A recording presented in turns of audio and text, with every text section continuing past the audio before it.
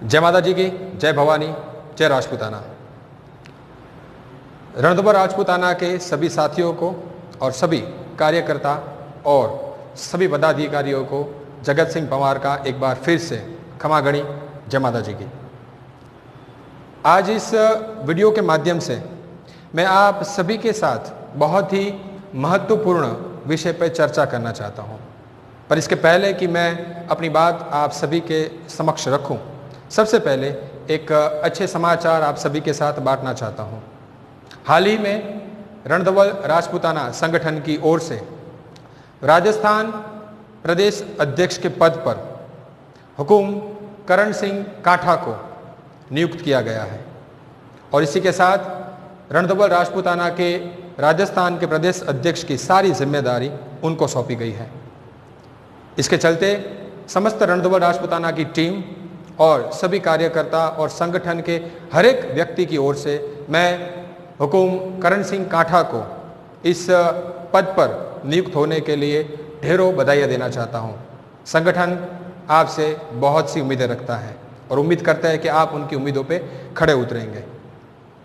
इसके बाद सबसे ज़रूरी बात जो कि बार बार हमारे व्हाट्सएप ग्रुपों के अंदर देखी जाती है और बार बार ये सवाल मेरे सामने भी खड़े होते हैं।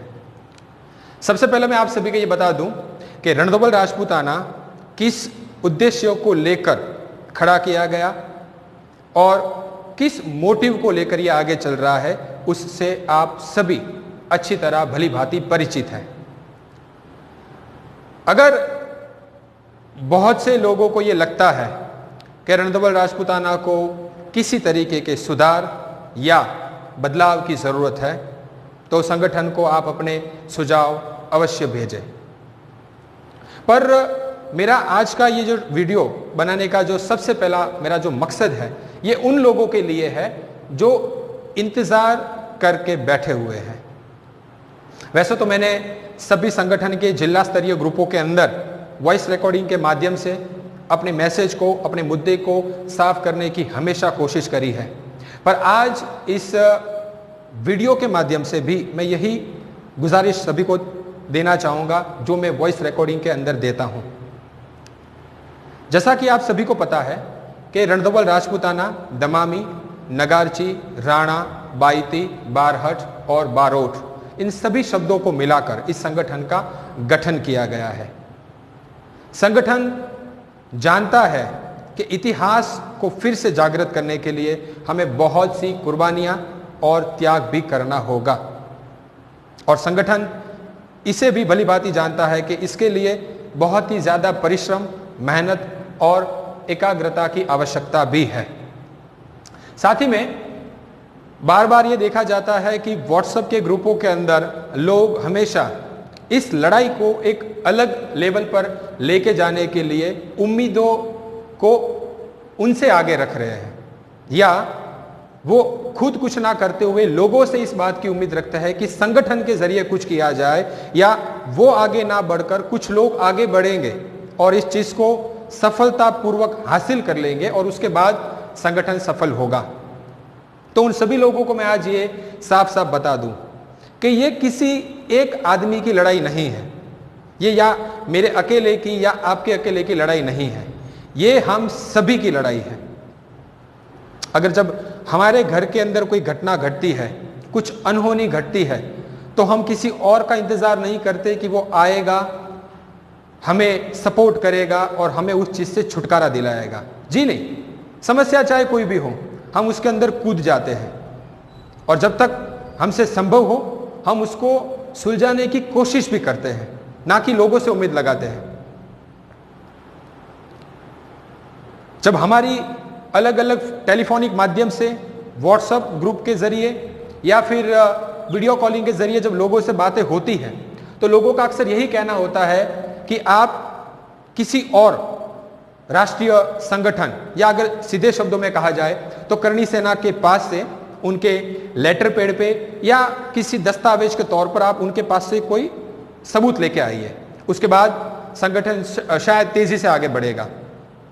तो उन लोगों को मैं ये साफ शब्दों में बता दूं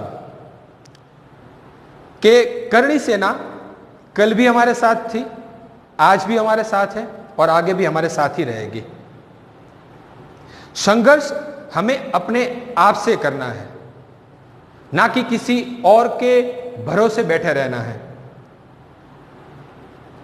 अगर किसी को यह लगता है कि एक बार सभी चीजें अच्छे से साबित हो जाने के बाद ही मैं अपने आप को रणधवल या राजपूत मानता हूं, तो यह आपकी सोच गलत है। हमने यह संगठन इसलिए बनाया है कि सभी को समान अवसर मिले लड़ाई लड़ने का, अपने आप को साबित करने का। अगर किसी को यह लगता है कि एक बार कानूनी प्रक्रिया समाप्त हो जाए, सरकार की मोहर लग जाए, कागजों में भी ये चीजें साबित हो जाए, उसके बाद ही मैं रणधवल राजपूताना को सपोर्ट कर सकता हूं या खुल के बाहर आ सकता हूं, तो ऐसे लोगों से मेरा दो हाथ जोड़ के निवेदन है कि आप समाज के प्रति कुछ भी नहीं कर रहे हैं। जी हां, असली राजपूत वो होता है जो कहीं पे भी युद्ध का नगाड़ा बजे ना तो एक सेकंड भी युद्ध भूमि में जाने से कतराए ना, नंगी तलवार को तिलक लगाकर एक बार युद्ध में कूद जाता है।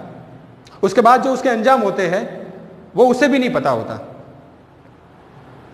आप सभी को पता है कि राजस्थान के अंदर अलग अलग जिलों के अंदर कास्ट सर्टिफिकेट को लेकर बहुत सी समस्याएं हैं।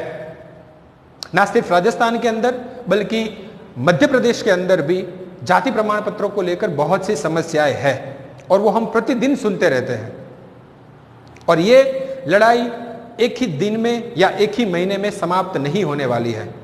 इसके लिए प्रत्येक व्यक्ति को समान तरीके से आगे आना होगा और इस लड़ाई का बीड़ा अपने कंधों पे उठाना होगा। जो कोई भी ये सोचता है कि एक बार सब कुछ साफ हो जाएगा, रणधवल राजपूताना समग्र जगह पे अपनी विजय तिरंगा लहरा देगी, उसके बाद मैं रणधवल राजपूताना बनूंगा, तो माफी चाहूंगा, आपको अपने आप को दमामी, नगारची, राणा, बायती, बारहट या बारोट कहने का अधिकार नहीं है। आपके पास किस चीज की कमी है?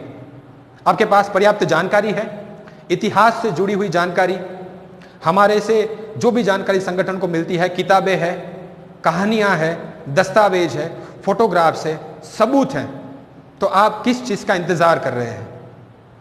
तो मैं उन सभी लोगों से यही कहना चाहूंगा कि एक बार संगठन अपने ध्येय को हासिल कर लेगा, उसके बाद तो छोटा बच्चा भी अपने घर से बाहर निकल कर आकर यह कह देगा कि जी मैं रणधवल राजपूत हूं, मैं दमामी राजपूत हूं या मैं अग्रणीय राजपूत हूं। पर जो नामुमकिन को मुमकिन करने वाली जो ये लड़ाई है, हमें वहां पर आप लोगों की सबसे ज्यादा जरूरत है।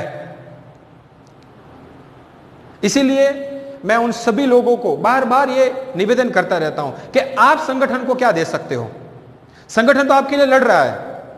सबसे पहले आप लोगों को बता दूं कि राष्ट्रीय लेवल पर मान्यता प्राप्त करने वाला दमामी, नगारची, राणा, बायती, बारट, बारहोट, बारठ, इन सभी शब्दों को मिलाकर एकमात्र संगठन बना है जो राष्ट्रीय लेवल पर मान्यता प्राप्त कर कर सभी मोतियों को एक धागे में परोने का काम कर रहा है। वो है रणधवल राजपूत संगठन। यह कोई जिला स्तरीय ग्रुप नहीं है या कोई राज्य स्तरीय ग्रुप नहीं है या किसी एक नाम को प्रमोट करने का ग्रुप भी नहीं है। यह हम सभी का एक समान ग्रुप है, सभी का एक समान अधिकार है और सभी का एक समान दायित्व भी है। आज तक ऐसा कोई संगठन नहीं बना जो अपने अधिकार के लिए, अपने सम्मान के लिए लड़े, आगे आए, कोई नहीं आया। इसीलिए हम युवाओं को यह बीड़ा उठाना पड़ा और मां भवानी की सौगंध, जो बीड़ा हमने उठाया है उसे मरते दम तक हासिल करने की हिम्मत और जुनून दोनों रखते हैं। पर आप भी उस समाज का, आप भी उस जाति का हिस्सा हो, इसलिए आपकी भी जिम्मेदारी बनती है। यह हमारी अकेले की जिम्मेदारी नहीं है। आप सभी को एक करने के लिए रणधवल राजपूताना का गठन किया गया। यूट्यूब चैनल के माध्यम से, किताबों के माध्यम से, सभाओं के माध्यम से, टेलीफोनिक माध्यम से, व्हाट्सएप ग्रुप के माध्यम से, न जाने कितने सारे ऐसे सोर्सेस खड़े किए हैं, ऐसे रास्ते खड़े किए गए हैं जिसके ऊपर चलकर आपको रणधवल राजपूताना के प्रति सारी जानकारी आप पहुंचाई जाए। बट फिर भी आप पता नहीं किसी इंतजार में लगे हुए हो।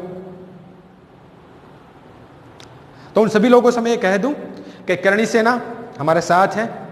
बहुत से राजस्थान के राजघराने, छोटे मोटे रावड़े हमारे साथ हैं, हमारे पास ऐतिहासिक दस्तावेज भी है, सरकार मान्य किताबें भी है और राजा महाराजाओं के साइन किए हुए लेटर पैड भी है।